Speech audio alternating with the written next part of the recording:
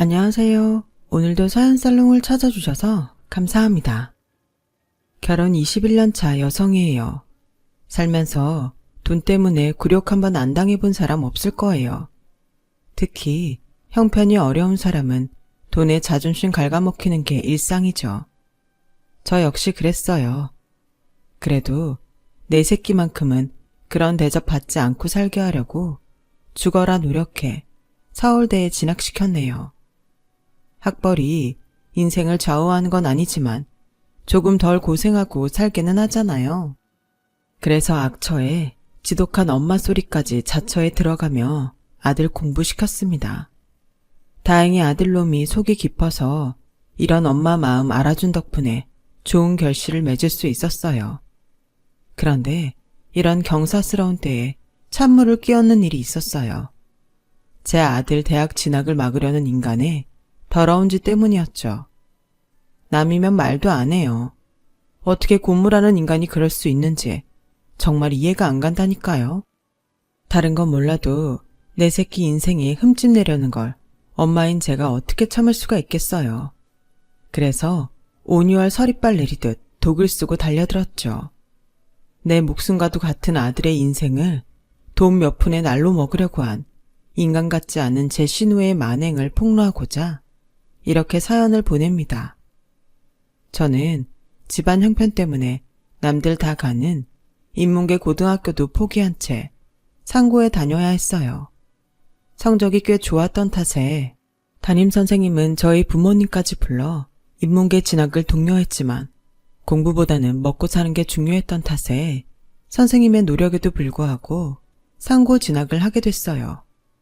교복만 봐도 어느 학교인지 한눈에 알 수 있던 시절이라 등굣길에 버스를 탈 때마다 마주치는 인문계 아이들을 볼 때마다 그렇게 부러울 수가 없었죠. 성적 때문에 고민을 하는 푸념소리에 나도 공부만 하고 살 수 있다면 얼마나 좋을까 생각했던 적이 한두 번이 아니었어요.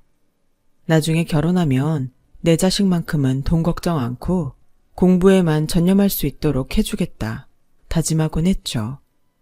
상고를 졸업하고 은행에 취직한 저는 박봉이지만 매달 꼬박꼬박 월급을 받을 수 있었고 그 덕분에 집안 살림에도 도움을 줄 수 있었어요.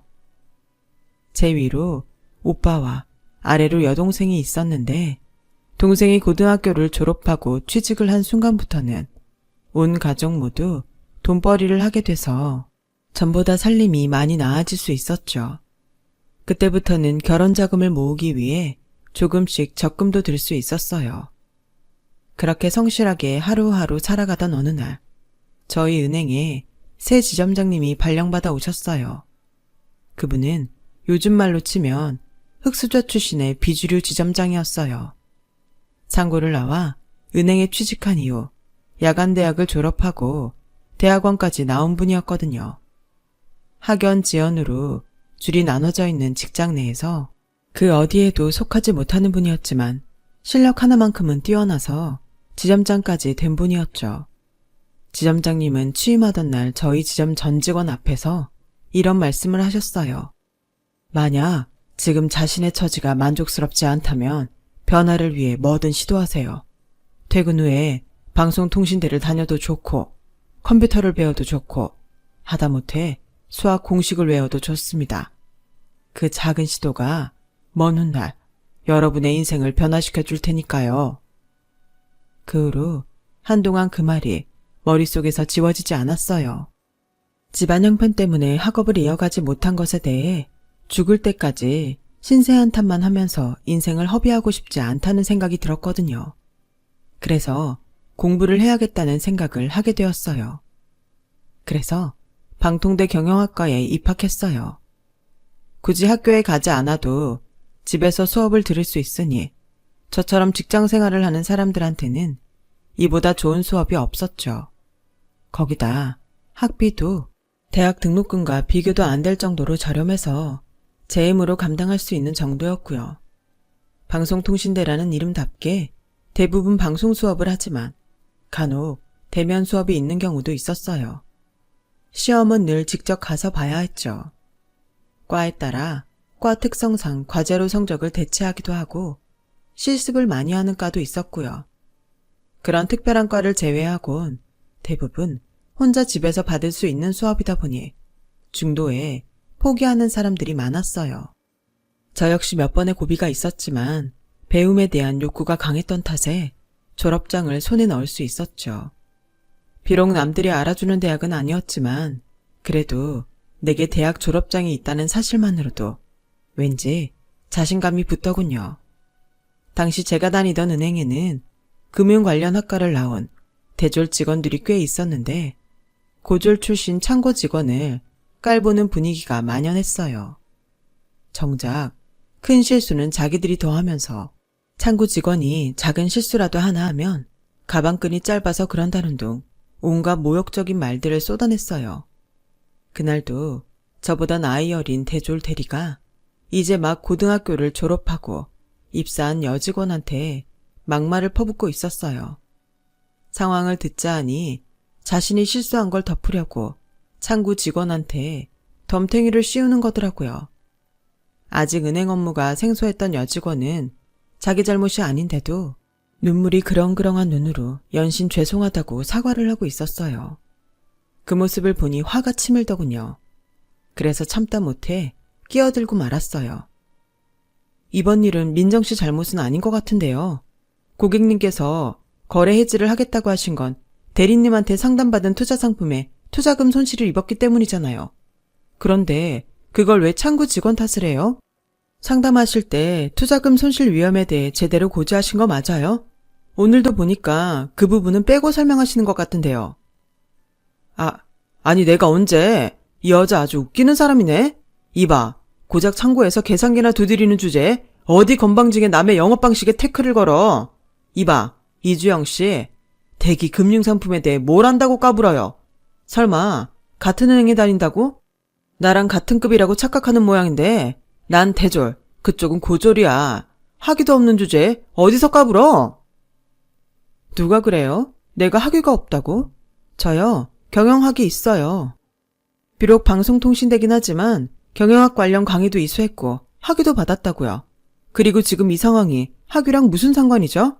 한 번만 더 학벌 가지고 창구 직원들 괴롭히면 지점장님 찾아가 이번 일 반드시 문제 삼을 거예요. 지점장님을 찾아간다는 말에 그제야 대리는 꼬리를 내리더군요.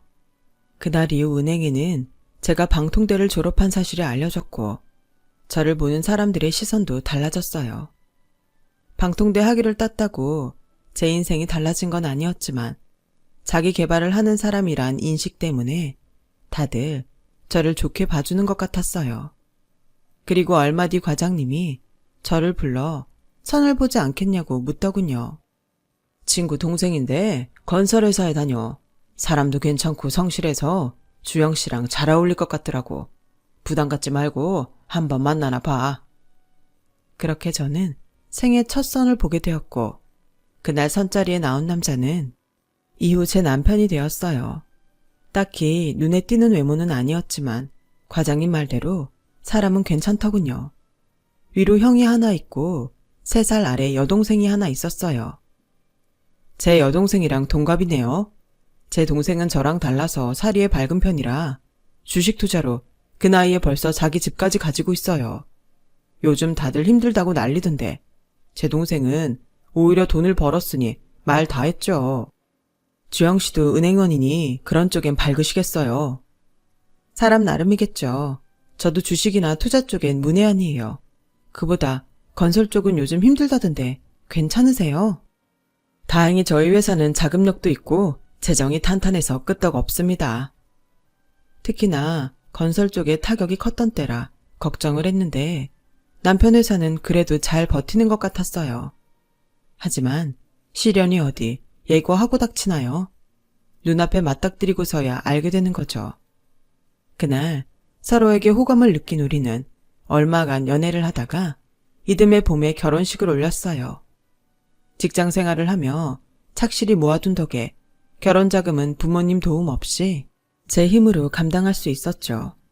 시댁에서 마련해 주신 전셋집에서 신혼생활을 시작한 우리는 한동안 신혼의 단꿈에 젖어 있었어요. 하지만 얼마 안 돼서 우리 부부에게는 감당키 힘든 시련이 닥치고 말았어요. IMF 여파로 제가 다니던 은행이 인수합병되면서 저를 비롯해 많은 창구 직원들이 실직했고 남편네 건설회사 역시 도산을 하는 바람에 우리 부부는 하루아침에 실직자 신세가 되어버렸거든요. 순식간에 벌어진 일이라 눈앞이 캄캄했어요. 사회 전반에 실직자는 늘어가고 직원 채용을 하는 기업들은 줄어들고 이력서를 수십 장을 뿌려도 어디서도 연락이 오는 곳이 없더군요. 한 집에 한 사람만 실직을 해도 타격이 큰데 부부가 둘 다 직장을 잃었으니 앞으로 어떻게 살아야 할지 몰라 잠도 오지 않았어요. 그래도 삿입에 거미줄을 칠 수는 없어서 식당 아르바이트고 뭐고 닥치는 대로 일을 해댔어요. 그런데 같이 뛰어도 모자랄 판에 남편은 방 안에 틀어박혀 허송세월을 보내지 뭐예요. 자기야, 그냥 이렇게 굶어 죽을 거야? 제발 정신 좀 차려. 재취업 될 때까지 뭐라도 해서 먹고 살아야지. 전단지 알바를 하든 대리운전을 하든 뭐든 해보라고. 그런 걸 내가 어떻게 해. 넌 원래 어렵게 살아서 그런 일 하는 거 아무렇지 않을지 몰라도 난 지금껏 그렇게 구질구질하게 살아오지 않았단 말이야. 남편의 그 말은 정말 충격적이었어요.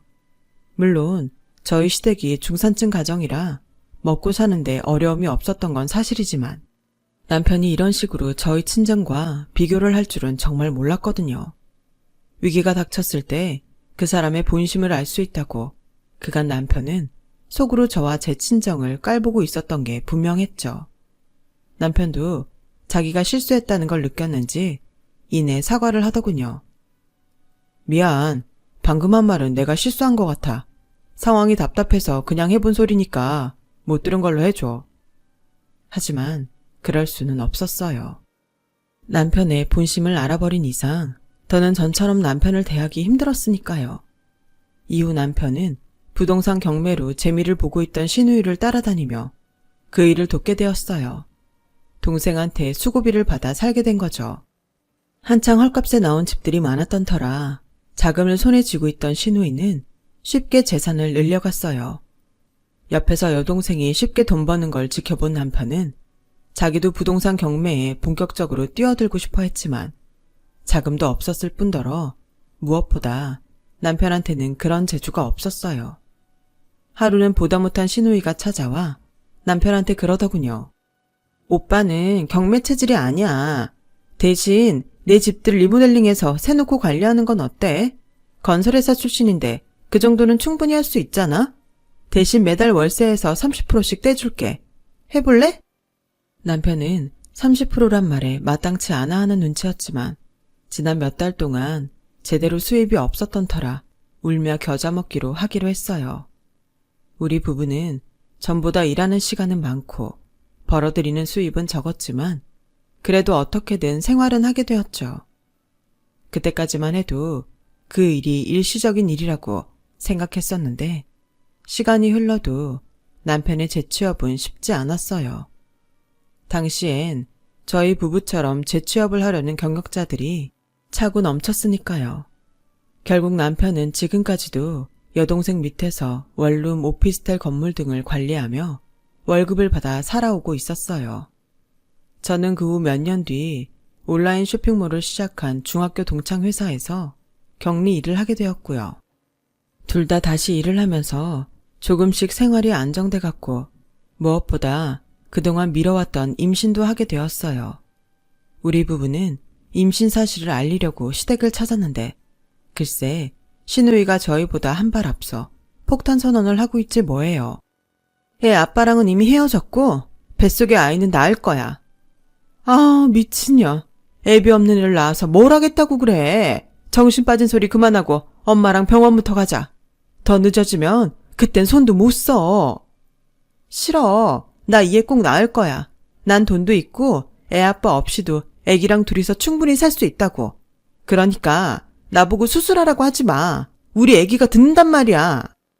시누이는 소리를 버럭 지르곤 방으로 들어가 문을 잠궈버렸어요. 시아버지는 담배만 태우시며 허공을 바라보셨고 시어머니는 주먹으로 바닥을 치며 통곡하셨어요. 이런 상황에 임신을 했다는 소리를 해봐야 축하받지 못할 게 뻔했죠. 그래서 남편과 조용히 나왔어요. 제 임신 소식에 친정 식구들은 엄청 기뻐했어요.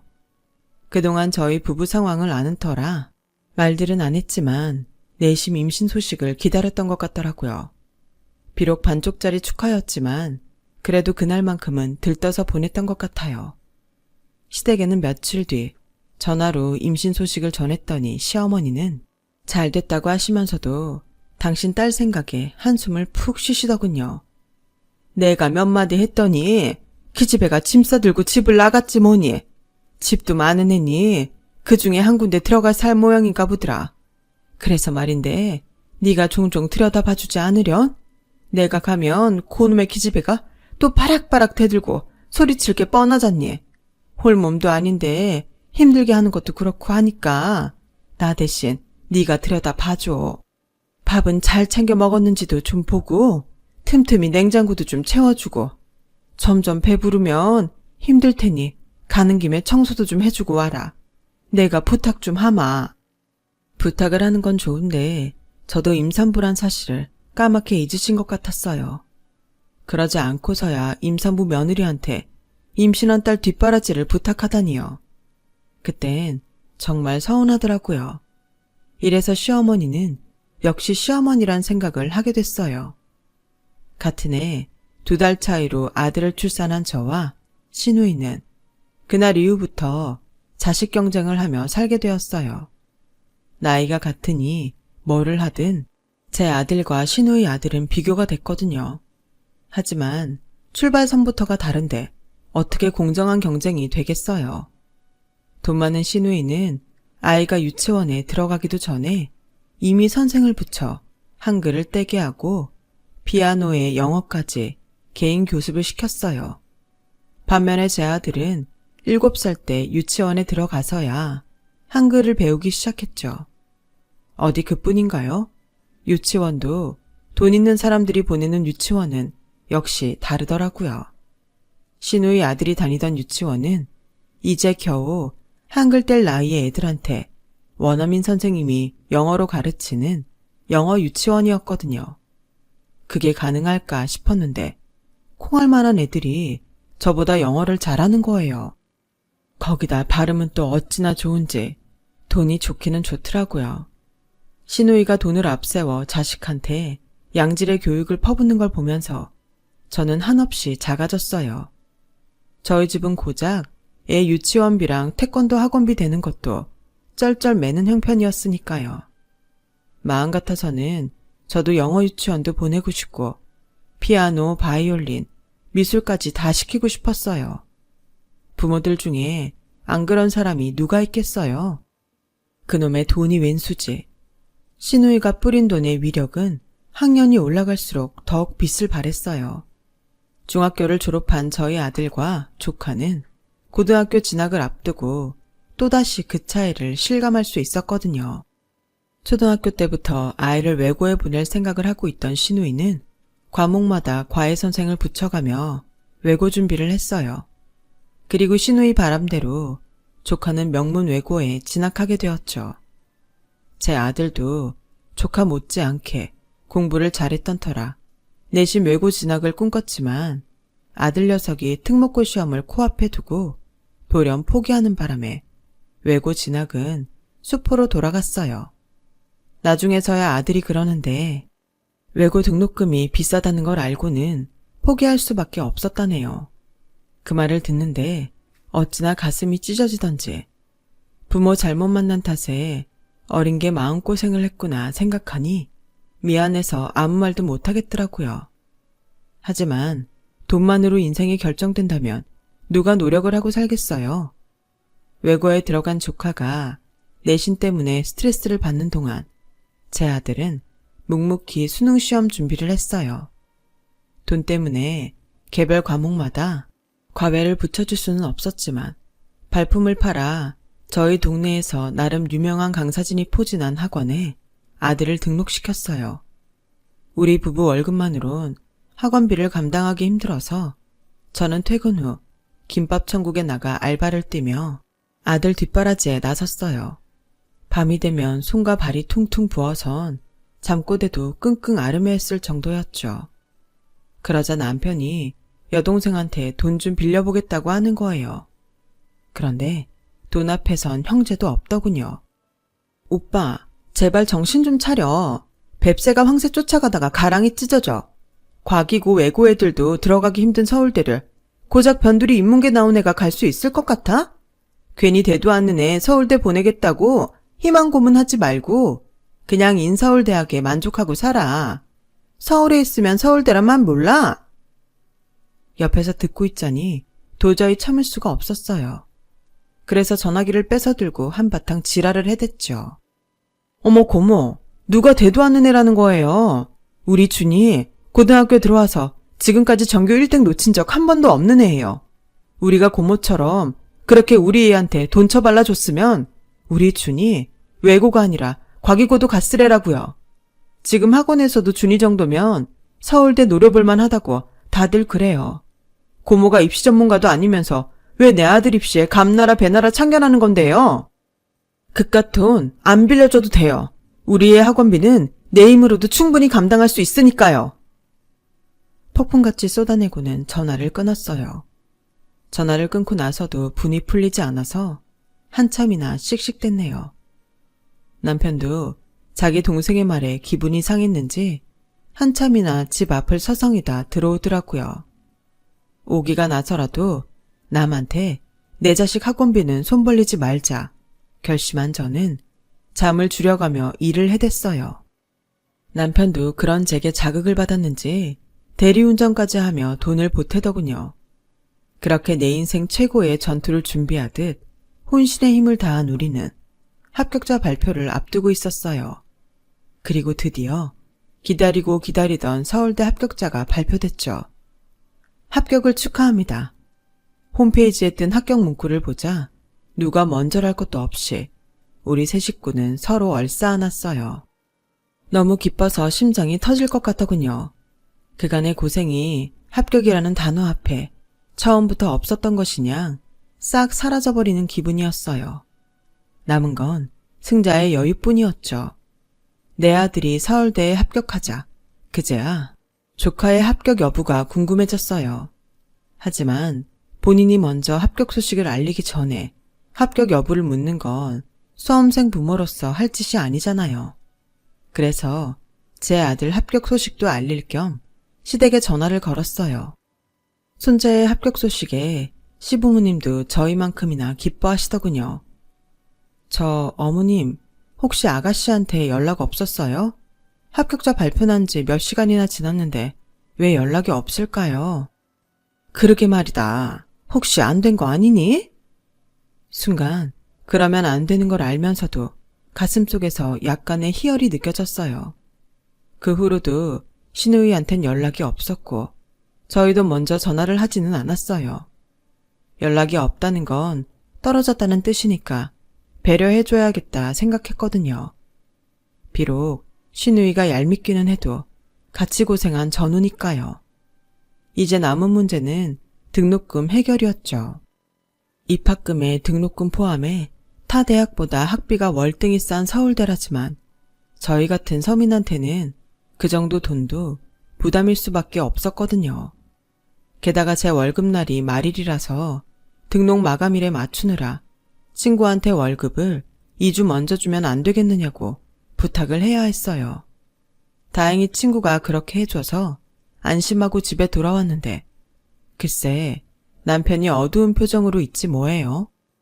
무슨 일 있었어? 표정이 왜 그래? 참, 자기 월급 아직 안 들어왔던데 고모한테 문자라도 해야 되는 거 아니야? 등록 마감일 얼마 안 남았어. 애 대학 등록금 소리에 남편은 그제야 어렵게 입을 뗐어요. 그게 말이야, 윤미가 전화를 안 받아. 집까지 찾아가 봤는데 아무도 없는지 인기척도 없더라고. 어쩌지? 이러다 마감날 지나면? 그게 무슨 소리야. 오피스텔 월세 들어오는 통장 그거 당신이 가지고 있잖아. 정 안 되면 거기서라도 월급 빼와야지. 안 그래도 그럴까 했는데 며칠 전에 윤미가 세입자들한테 새 계좌번호를 문자로 보냈다더라고. 내가 가진 통장 돈도 싹 빼갔고 말이야. 그 순간 불길한 예감이 들었어요. 마치 우리의 등록을 막으려고 일부러 버린 짓 같다는 생각이 들었거든요. 그래서 안 되겠다 싶어 다음날 친정에 전화해 돈을 부탁했어요. 오빠랑 동생이 바로 돈을 보냈더라고요. 애 등록 마감일이란 말에 서둘러 마련했다면서요.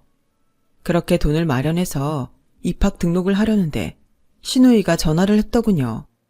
언니, 지금 어디예요? 등록했어요?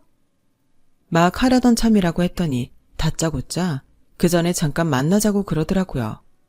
그런데 말이에요. 촉이란 게 있잖아요. 왠지 등록을 먼저 하고 가야 되겠다는 강한 생각이 들더라고요. 그래서 신우이한테는 알겠다고 해놓고 서둘러 입학금이랑 등록금을 냈어요. 그런데 세상에 아니나 다를까 약속 장소인 신우이 명의로 된 오피스텔로 갔더니 텅 빈 오피스텔에 건장한 사내둘 옆에 남편이 앉아있더라고요. 그걸 보고 눈이 뒤집힌 저는 앞뒤 안 가리고 남편한테 달려갔는데 순간 그 덩치들이 저를 잡고 안아주지 뭐예요. 제가 몸부림을 치며 난리를 치는데 마침 화장실에서 신우이가 나오더군요. 그리곤 제게 다가와 그러는 거예요. 언니, 미안한데 나도 어쩔 수 없어. 우리 애가 대기 1번이라잖아. 한 명만 확실히 등록 안 하면 우리 애 서울대 가는 건데 내가 못할 게 어딨어? 그래, 우리 애랑 같이 과외했던 애들 중에 같은 과에 합격한 애들 집에 다 찾아갔거든? 현금으로 1억을 싸들고 말이야. 근데 1억을 준다고 해도 하나같이 다들 포기 못하겠다는 거야. 얼마면 되냐고 달라는 대로 주겠다고 하는데도 경찰까지 부르지 뭐야. 내가 아주 꼭지가 도는 줄 알았다니까. 근데 더 웃긴 건 뭔 줄 알아? 준이가 우리 애랑 같은 과에 붙었더라. 이런 걸 보고 등잔 밑이 어둡다고 그러는 거지? 맞지 오빠? 오빠네 솔직히 거지잖아. 내가 월급 안 주면 준이 대학 등록도 못 시키는 집이잖아. 안 그래? 내가 3억 줄게. 아니, 내 오피스텔 2채 줄게. 그러니까 포기해. 어차피 두 사람 오늘 자정까지는 이 집에서 못 나가니까 그냥 돈이라도 챙기고 끝내자고. 응? 신우이는 두 눈에 초점도 없이 마치 미친 사람처럼 행동했어요. 저와 남편이 싫다고 고개를 가로젓자 신우이는 정말 우리 두 사람을 핸드폰도 전화도 없이 집안에 가두고는 가버렸어요. 밖에서 사람이 지키고 있더군요. 그리곤 새벽 1시가 다 돼서야 세상을 다 얻은 사람처럼 왔더라고요. 그리고는 미안하다고 사과하는 거 있죠. 드디어 풀려난 저는 그대로 달려들어 신우이 머리채를 잡았어요. 그리곤 젖먹던 힘까지 다해 발로 뻥 걷어차 버렸어요. 이 미친 또라이 같은 년아, 네 새끼 서울대 보내자고 남의 자식 앞길을 가로막으려 들어? 너 지금 네가 무슨 짓을 했는지 알기나 해? 너 내가 폭행의 감금죄로 고소할 거야. 너 깜빵에 쳐넣을 거라고.